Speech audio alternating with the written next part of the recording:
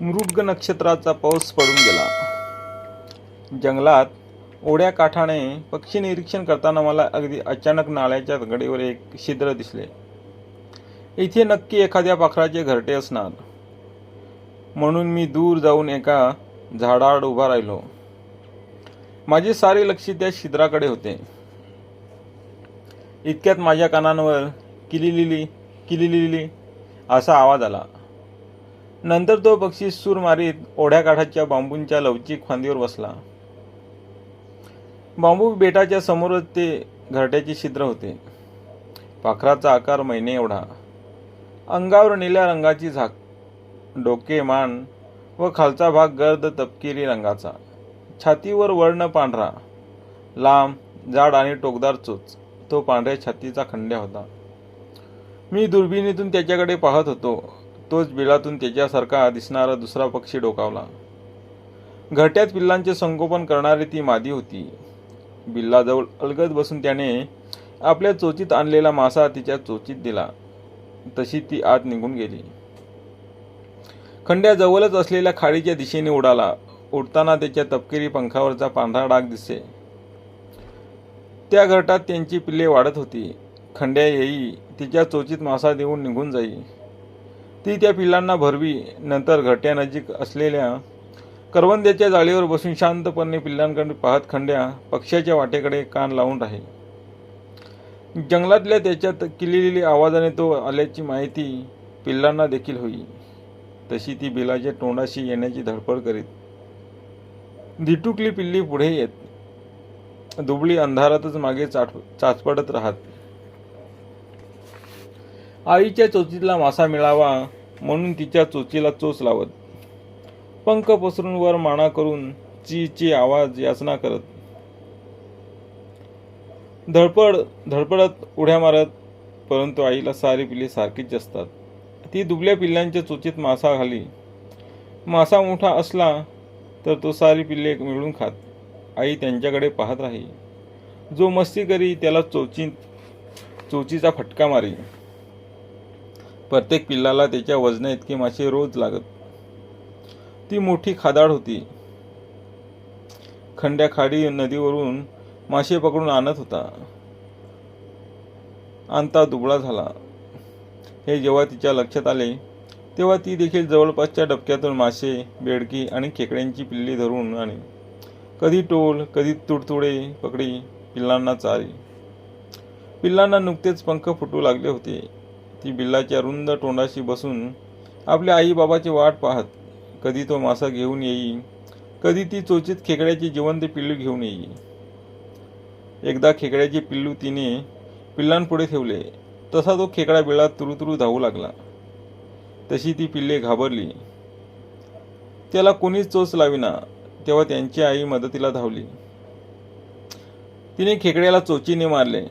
तेव्हा कुठे त्या पिल्लांनी खायला चोच पुढे केल्या. नाना प्रकारचे भक्ष्य कसे खावे याची जणू ती त्यांना धडे देऊ लागली. एकदा आईबरोबर पिल्ले घरटाच्या तोंडापाशी बसली असता तिने आकाशात उडणाऱ्या बहिरी सशाची सावळी पाहिली.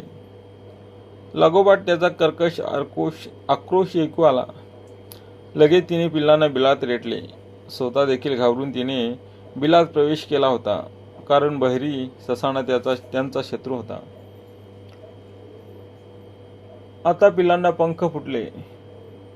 दुबल्या पंखांनी फडफड करीत ती समोरच्या फांदीवर जाऊन बसत. एकदा एकामागून एक पिल्ले बाहेर पडून त्या फांदीवर हरिणी बसली. मोजली तर ती 7 होती. आता ती रंगारूपाने आईबाबासारखी दिसू लागली. ती समोरच्या निळ्या आकाशाकडे पाहत होती. तोच आभाळाच्या पार्श्वभूमीवर त्यांना बहिरी सशाची सावळी दिसली. लगेच उंच आकाशातून त्यांचा आवाजही पिल्लांच्या कानी पडला. तशी ती झपाझप एकामागून एक घरट्यात गेली. यातील एक पिल्लू दुबळे होते. घरट्यातून उडत समोरच्या फांदीवर जाताना त्याची झेप चुकून ते ओढ्याच्या पात्रात पडले. परत उडून घरट्यात जाण्याचा त्याने प्रयत्न केला, परंतु त्याला ते जमले नाही. भावंडे त्याच्या असहाय्यतेकडे पाहत होती. शेवटी ते थकून झुडपाच्या सावलीत निश्चित पडून राहिले. इतक्यात एक घोरपड त्या झुडपाच्या दिशेने येत होती. ती आपल्या दिवी जिभेने मुंग्या खात खात जात होती. इतक्यात तिला झुडपातले पिल्लू दिसले. ती सावध झाली. पुढच्या 2 पायांवर ताठ उभे राहून त्यांच्याकडे पाहत होती. तो प्राणी पाहून पिल्लाला अक्षरशःची भीती झाली असावी. क्षणातच घोरपडीने त्याच्यावर झडप घेऊन त्याचा घास घेतला. घरट्यातली पिल्ले ते दृश्य गरबगलीत होऊन पाहत होती. त्यांना वाटू लागले, आई बाबा अजून का येत नाहीत. इतक्यात दुरून त्यांचा आवाज ऐकू आला. आई बाबा घरट्याकडे उडत येत होते. ते दोघेही विळासमोरच्या फांदीवर बसले. घरटाच्या तोंडापाशी त्यांना 6 पिल्ले दिसली. काय घडले हे त्यांनी जाणले. इतक्यात त्यांना समोर घोरपड जाताना दिसले. किलकिलाट करून त्या 2 पक्ष्यांनी सारे जंगल डोक्यावर घेतले. खंजिरासारख्या चोचीने त्यांनी घोरपडीवर हल्ला चढवला. घोरपड पाचोळ्यातून सरसर आवाज करत एका बिळात नाहीशी झाली. घोरपडीला इथल्या कोवळ्या पिल्लांचा सुगावा लागला होता. परत केव्हाही येऊन तिने एक पिल्लास घट्ट केले असते. म्हणून पिल्लांच्या आईबाबांनी ठरवले की इथले घरटे आता सोडले पाहिजे. ती पिल्लेही खूप भ्यायली होती. दिवसामागून दिवस जात होते. पिल्लांना उडायला येऊ लागले तशी त्यांनी घरट्याचा त्याग केला. इथे पक्ष्यांच्या आईबाबाचे कर्तव्य संपले होते. माणसाप्रमाणे पक्षी आपली पिल्ले जन्मभर सांभाळत नाहीत. पिल्लांना जन्म दिला, त्यांना वाढवले, पंख फुटून त्यांनी घरटे सोडले की त्यांचा त्याग करतात. मित्रांनो, माझ्या चॅनलवर तुम्ही जर नवीन असाल तर माझ्या चॅनलला शेअर करा, लाईक करा आणि सबस्क्राईब करायला विसरू नका.